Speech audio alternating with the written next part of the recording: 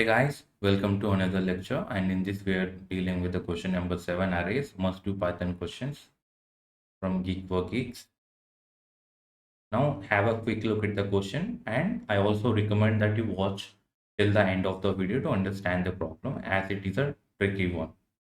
So let's start with the approach, and please watch from starting to end to understand this question, or else it will be difficult to understand.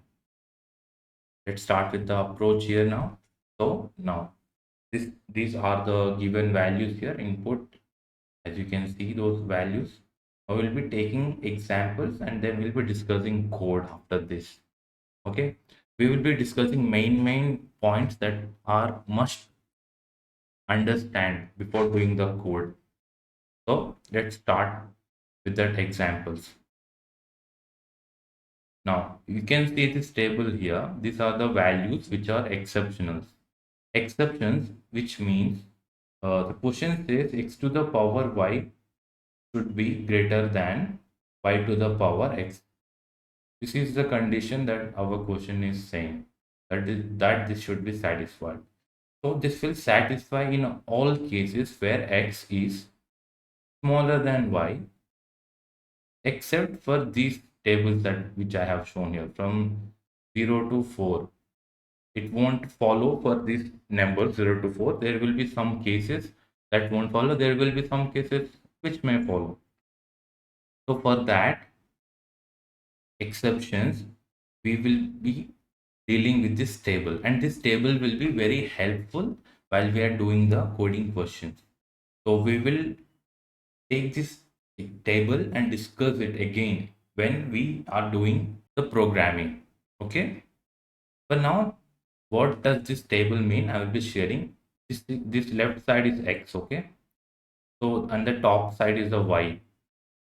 This is x and this is y. Okay, now 0 to the power 0 and again y to the power x, which will be again 0 to power 0, which won't satisfy the condition, this above condition not satisfied here. Okay, and for other examples also 0 to the power 1 greater than 1 to the power 0, it is not. So all the examples say it won't satisfy the condition, but here at 1 to the power 0 and 0 to the power 1. So this case is possible because 1 to the power 0 is greater than 0 to the power 1. So we are giving the value 1 here. Similarly for 2, 3, 4, there are places where it is possible to give the valid output, and it's also there are cases which are not, which are invalid cases. So you must remember these valid cases and keep this table in mind till the end of the problem that we are going to solve in the coding questions. So there is one more part in the coding question which is the bisect. Okay, bisect. This is a library in like Python, bisect library. So there are two functions in Python: bisect right and bisect left. We will be using bisect right here. So you must know the meaning of bisect right before we continue to the code. So what is bisect right means? See, we will be giving two parameters inside. First parameter will be the list here.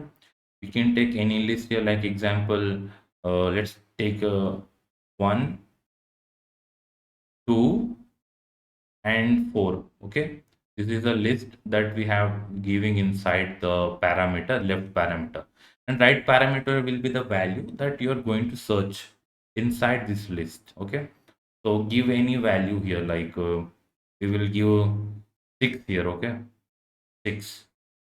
We will discuss two more examples like this, so we have a clear picture what this function is doing. Okay, so here the 6 value. So right is saying go search the value from the right side where we can find this value from the right, where we can insert this value from the right side. So 1, 2, 4. There is nothing here, there is no 6. So now the most possible case is we have to insert here, right? The right most side we have to insert. So this function returns the possible index in the sorted order only. So this function works well only in sorted order. List should be in sorted values. Okay. So from the right side, it checks. Right side means the rightmost value where we can insert this 6. Now, if you take another 6, okay, if you take another 6 here, okay, let's take that example also. Let's take another 6 here. 1, 2, 4. Now, assume we have 6 inside already. We have the 6. Everything is fine. Now, again, we're searching for 6 where we can insert this 6.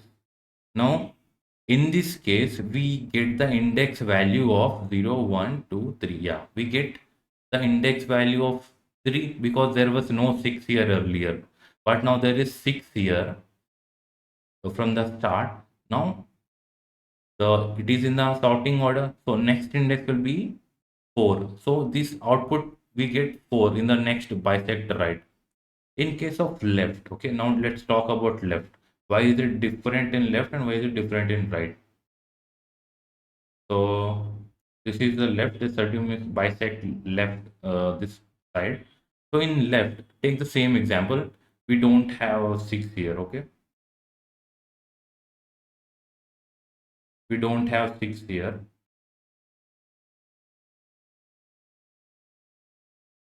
We don't have 6 here now, okay?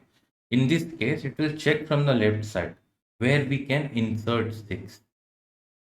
Left side where we can insert 6. 1, 2, 4. Now where 6 will come? After 4 only the 6 will come. So this also gives us 3 index only. This won't change the value. But if we observe in the next example where 6 is already there, here we get a different value because in right we're checking from the right side in the list, the rightmost side where we can insert 6.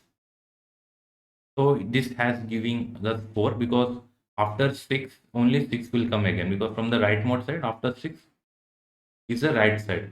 Before 6 is the left side. So in this case, what it will say is, it will give us value 3 here. Because this is a 0 index, this is 1 index, and this is 2 index, this one is 2, and this one is 3. Now it means it should insert the value at the third index only. It is checking from left side, it is the right by side is checking from the right side. So these are the differences that you should remember. And one more thing is, whenever we're checking the right side, right? Yeah, you must remember this. This is very important part here, that which I'm going to speak. In the right side, whenever there is no value given, like we are checking 6 inside the list and 6 is not there inside the list. Now we are getting third index, right? Are we getting third index here? 0, 1, 2, yes, the third index. The third index means after 4 only the 6 will be inserted. So the third index also is the length of the array. This is also the length of the array here. So this is also equal to length. If we cannot find that element, that will return as the length. Okay, and this part will be very useful when we are going to deal with the programming in the next part. So let's step in the programming, and I will also discuss this programming step by step, so you won't be confused while I'm saying these things. Okay, remember this. Remember this one. This. um Remember this box here, which is very valuable information, and I will be displaying it on the right side of the screen when we are doing the program. So we can check the values when I am speaking. Is it true or not? Okay. Oh, and this bisect right part also, I will be displaying this also. What does this function do for us? Okay, now let's go into the programming part. Let's go to the Geek for Geeks website. So this is the Geek for Geeks website. Okay. So we have done the box. Okay, now I will be displaying the box here, the exception box, which you have to keep it in the right side. Only then you can find out the difference what I am speaking and what I want to tell, or else you won't get it. Listen carefully from this part. So what we're doing is we have exception table, right? So 0 to 4 values, which are total 5 values. So for 5 values, we are initializing it as 0 from the start. We're saying all those 5 values, if we found inside the while list, if we find the inside the while list here, here B, which is the second list in which we checking the value is there or not. If we find any value 0, 1, 2, 3, 4 inside the Y, then it will update it by +1. Okay, we are only sorting B list. It should be in ascending order. Let's go to the next step. Total pairs. For now, there are 0 initialized. Take a loop here and search in X and take each X one by one. And we'll be searching this X inside the Y variable. In this case, the B. We will be searching this inside the B list. So we are defining a function here. So what does this function say? Let's see. This is a function we have defined outside the class. So in this function, we're taking X value. This is the value. X is not a list here. This is a value inside the list of X. So, and B is the list. Okay, B is the list. We have to search in B. We can add in the total pair or not. N is the length of the Y, and number of Y is the total zeros we have stored inside. Okay, total zeros. How many zeros are there? How many ones are there? How many twos are there? We have stored inside this. So first condition is if it is X equal to 0, 0. Now take a quick look here. Take a quick look here in the box. Now you can see whenever there is 0, there is no value that can satisfy the condition. 0 to the power is greater than anything, it won't satisfy any value. So we will be returning here 0 to 0 only. Okay. So next is the 1. To take a look at the table, only the 0 part is satisfying. Okay, only 0 part is satisfying. If you take a look inside this table, only when 0 is there, only then it will be satisfying the condition. So when 0 comes, it will be checking how many zeros are there inside the number of Y's, which we have updated already below here. Okay, for 0 position, 0 values will be counted. So how many values are there? 0. It will give the value here. So the answer will be number of zeros that are inside this. Okay. Next, this one. Why we are doing this? I told you this part is very important in the previous presentation that I was sharing with you. So bisect right. What it is doing here? Okay. Okay, let's take an example. Let's take an example from this input box only. Okay. Let's assume that we are searching for six variable, or in this case also we are searching for six. Okay, now assume the x value is 6 and b is a list here which is 1 5. This is the list, we are searching 6 here. If you remember, I told if the value is not present, then it will give the length of the list or the index that needs to be added from the right side. So it will give us 2 here. Now it will give us 2 here. In this case, n is the length of y. Now 2 minus 2 is 0, obviously. Answer will be 0. Okay, now 6 is fine. We got the index of 6 is not there inside that. So we got 0. Okay, we got 0. And now we have to assume the cases of 0 and 1. If there is 0 and 1, which are the exceptional cases, we can see inside the box. Okay. Now in coming to 0 and 1, these are exceptions. Okay, these don't follow normal rules. So that's why we have made a separate table for that, and we counted number of zeros and number of ones inside that. So that's why we're doing it. That's why we're adding this number of zeros and one.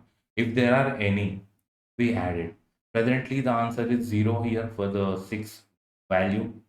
So number of 0, are there any? No. So this will be 0. And number of 1, yes, we have one value here. So it will be 1. Answer will be 1. Then 1. It will not satisfy if condition here x equal to 6. It is not 2. It is 6. So we come directly here and we return one value here. And one by one, all the values will be added according to the conditions. That is the 6 value. Now take one example here. Now let's assume 1 inside the x value. Now we got one value. We are here one. It is checking. Are there any zeros? Yes. No. Don't know. There are no zeros. So it will return zero directly. In case of two here, assuming two, which is in the here. Okay. Now you may think we are adding 0 and 1 here. We are checking number of zeros 1 and we are adding it, and we are again minus, we are doing minus here. Why are we doing the minus here? Now for this question we have to look at the table of the exceptions. Okay, now take a look at the exceptions. If you see in the two two row, I mean in the x value, okay, so see the vertical column 2. Inside that 2, you can see 0 and 1 are the only ones which are marked. Those are the only exceptions which pass here. Assume 2 value here now. Assuming 2, let's start from the bisect right. Let's start from the bisect right and 2. Now we are checking from the right side where we can insert this. Where we can insert this from the right side, 5 is greater, so it is not possible. Now 1 is there. Okay, 1 is smaller. So 1 is smaller, after that only we insert. So it will give us one index. It will give us one index here. So here n is 2, 2 minus 1, we get one value. We get one value. Okay, 2 minus 1 is 1. After that, we are going to add that 1 to number of zeros and ones here. We are adding number of zeros and 1 because these exceptions will apply to the 2, 3, 4, 5. It can be any number. 0 and 1, we always must check. Are there any values 0 and 1 inside the list? That's why we are checking. So if there are any, we will add those also. Here we have one value. So this will become 2 here now. Answer will be 2. Okay. 2 has become, now x is equal to 2. Yes, it is. It is true. If you check in the table, 3, 4 are the only values which doesn't satisfy. So we are minusing 3 number of 3s and number of 4s out of answer, which was 2 earlier. Now 2 minus 0 is 2, and we are returning 2. For each element we do this thing. And there may be one more question in your mind, like this also 2 also which doesn't satisfy, 2 2 also doesn't satisfy, 3 3 also doesn't satisfy. Then why aren't we discussing that? So for that you must look at bisect dot right. Now coming to the question, why we are not considering the diagonal elements. Should we check the diagonal values or not? We're not considering those diagonal values because whenever we are checking in bisect right for the values, let's just assume, take this example 2 3 4 5 and 1 2 3.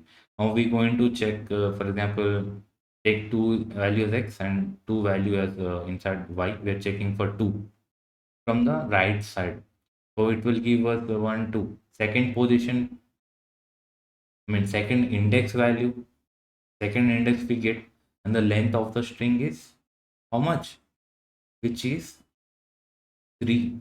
3 minus 2 is 1. So what does that 1 mean?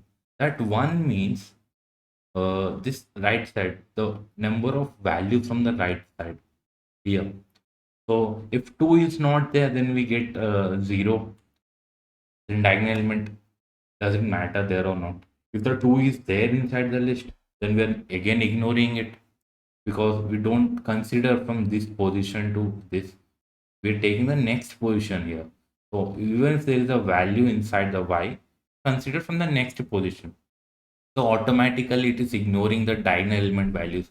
For 2 it will ignore 2, for 3 it will ignore 3. Even if you want to check for other values, if it is already present, it will ignore, it will consider from the next index. So the values remaining from the right side, like for this 2, 3 is remaining, only one value is remaining.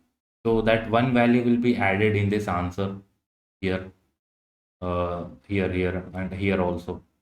Only one will be added. So it already ignored the 2 2 diagonal element.